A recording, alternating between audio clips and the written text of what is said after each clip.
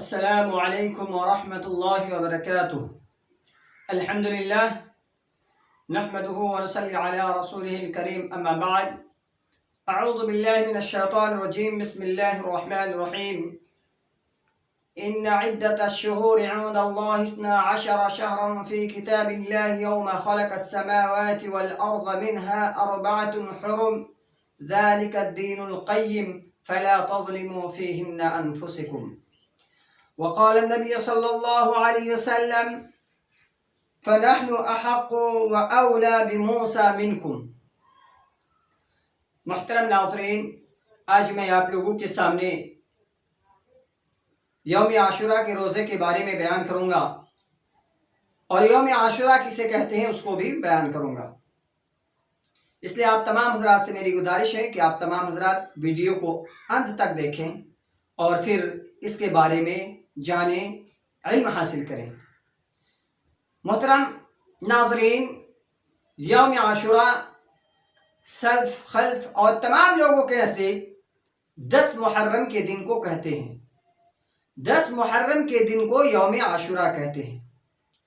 محترم حضرات، اسی طریقے سے یہ محرم الحرام کے مہینے میں ہمیں زیادہ عمل کرنا چاہیے اور اپنے نفس پر ظلم نہیں کرنا چاہیے۔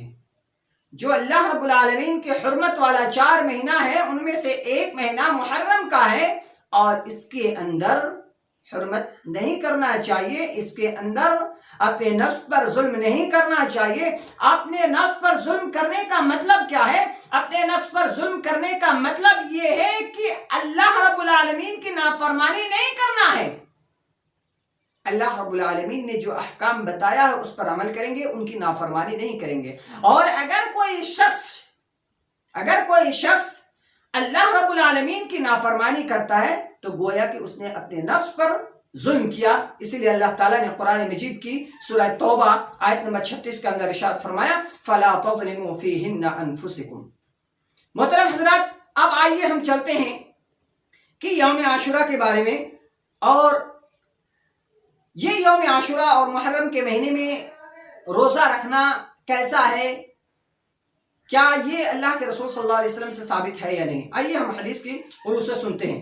حضرت ابو ہریرہ رضی اللہ تعالیٰ عنہ سے روایت ہے، وہ بیان کرتے ہیں کہ اللہ کے رسول صلی اللہ علیہ وسلم سے دریافت کیا گیا، پوچھا گیا، سوال کیا گیا کہ فرض نماز کے بعد کون سی نماز سب سے افضل ہے؟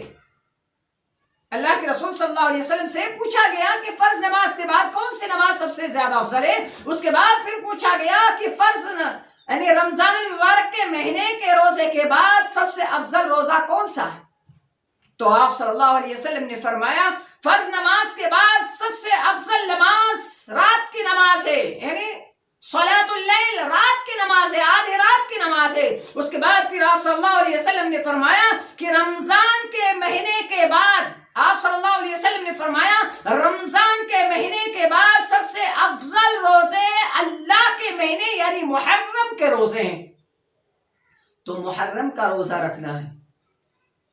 اب محرم کا روزہ ہم رکھیں گے، یہ افضل ہے، یعنی فرض روزہ کے بعد، رمضان المبارک کے مہینے کے روزے کے بعد اس کی افضلیت ہے۔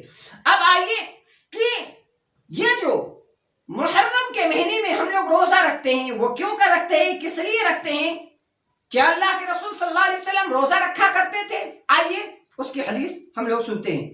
اور اس سے پہلی حدیث جو میں نے بیان کیا، یہ مسلم شریف کی حدیث نمبر 1163 کے اندر وہ حدیث موجود ہے۔ اب آئیے ہم لوگ بخاری اور مسلم دونوں کی حدیث سنیں گے۔ حضرت ابن عباس رضی اللہ تعالیٰ عنہ سے مروی ہے، یہ بیان کرتے ہیں کہ جب مدینہ آپ صلی اللہ علیہ وسلم تشریف لائے تو آپ صلی اللہ علیہ وسلم نے یہودیوں کو عاشوراء کے دن روزہ رکھتے ہوئے پایا۔ عاشوراء کے دن آپ صلی اللہ علیہ وسلم روزہ رکھتے ہوئے پایا تو آپ صلی اللہ علیہ وسلم نے ان سے پوچھا، دریافت کیا کہ اس دن کی کیا وجہ ہے، اس دن کی کیا وجہ ہے، کیوں روزہ رکھتے ہو؟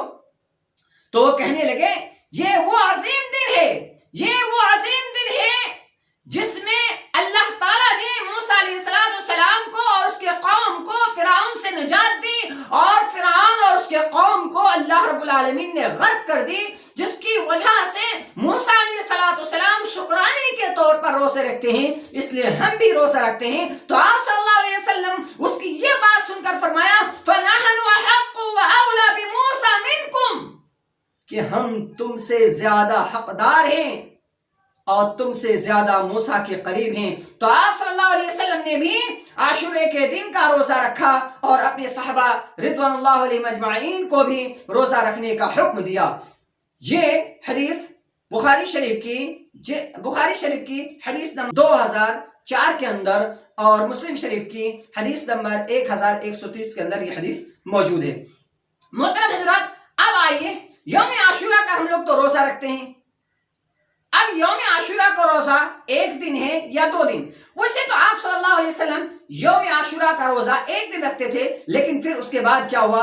آئیے حدیث میں ہم سنتے ہیں۔ حضرت ابن عباس رضی اللہ تعالیٰ عنہ فرماتے ہیں کہ جس وقت رسول صلی اللہ علیہ وسلم نے عاشورہ کا دن روزہ رکھا تھا، آپ صلی اللہ علیہ وسلم عاشورہ کا روزہ رکھا تھا، تو اس کے روزے کا حکم فرمایا تو انہوں نے عرض کیا، یعنی حضرت عبداللہ ابن عباس رضی اللہ تعالیٰ عنہ نے عرض کیا، اے اللہ کے رسول صلی اللہ علیہ وسلم، اس دن تو یہودی اور نصارہ بھی اس دن کی تعظیم کرتے ہیں، یعنی روزہ رکھتے ہیں۔ تو آپ صلی اللہ علیہ وسلم نے فرمایا کہ جب آئندہ سال آئے گا تو ہم 9ویں تاریخ کا بھی روزہ رکھیں گے، یعنی 9 محرم کے بھی روزہ رکھیں گے۔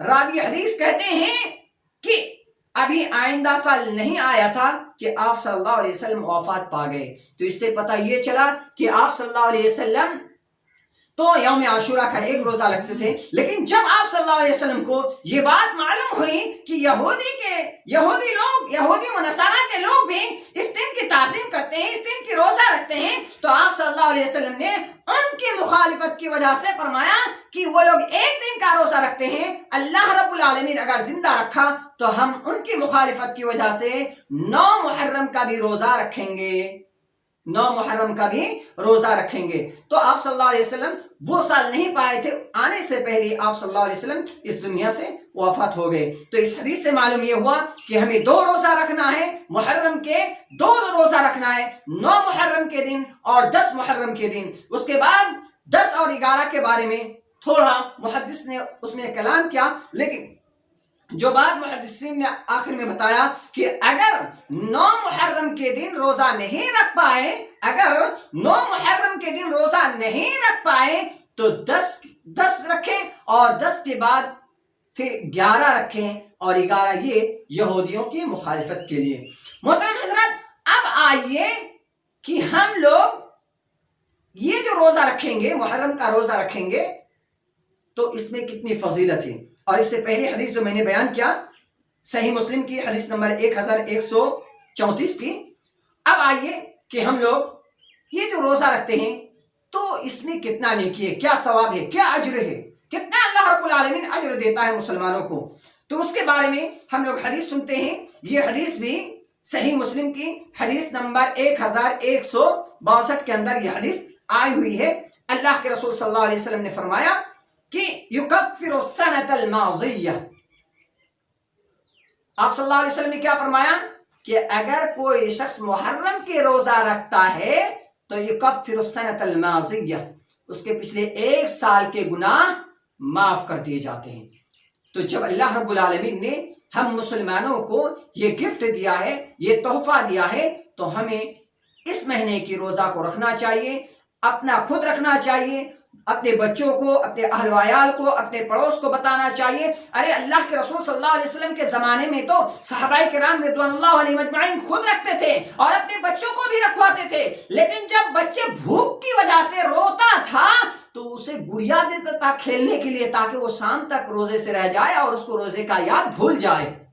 لیکن آج ہم مسلمان ہیں، نام کے مسلمان ہیں، کام کے مسلمان نہیں ہے۔ اس لیے تمام ناظرین سے گزارش ہے، تمام ناظرین سے میری درخواست ہے کہ خود بھی روزہ رکھیں، اپنے اہل و عیال کو روزہ رکھوائیں، اور پھر اپنے قبیلے کے، اپنے اڑوس پڑوس کے لوگوں کو بتائیے۔ اور یہ روزہ رکھنا اللہ کے رسول صلی اللہ علیہ وسلم کی سنت ہے، اور ایک سنت کو زندہ کیجیے۔ آج ہم اس سنت کو دباتے چلے جاتے ہیں، کسی کو بتاتے نہیں۔ لیکن میں تمام ناظرین سے درخواست کرتا ہوں کہ میرے اس ویڈیو کو زیادہ سے زیادہ لوگوں کو شیئر کریں، تاکہ ان لوگوں کو معلوم ہو محرم کے روزے کی کیا فضیلت ہے، اس کی کیا اہمیت ہے، اللہ کے رسول صلی اللہ علیہ وسلم کیوں ایک روزہ رکھتے تھے، اس کے بعد پھر کیوں آپ صلی اللہ علیہ وسلم نے یہ کہا کہ اگر ہم آئندہ سال زندہ رہیں گے تو انشاءاللہ 9 تاریخ کی روزہ رکھیں گے۔ محترم حضرات، آخر بات یہ ہے کہ اگر کوئی شخص 9 اور 10 کو نہیں رکھ پایا تو 10 اور 11 کو رکھیں، انشاءاللہ العزیز ہو جائے گا ان کی روزہ۔ اللہ رب العالمین سے دعا ہے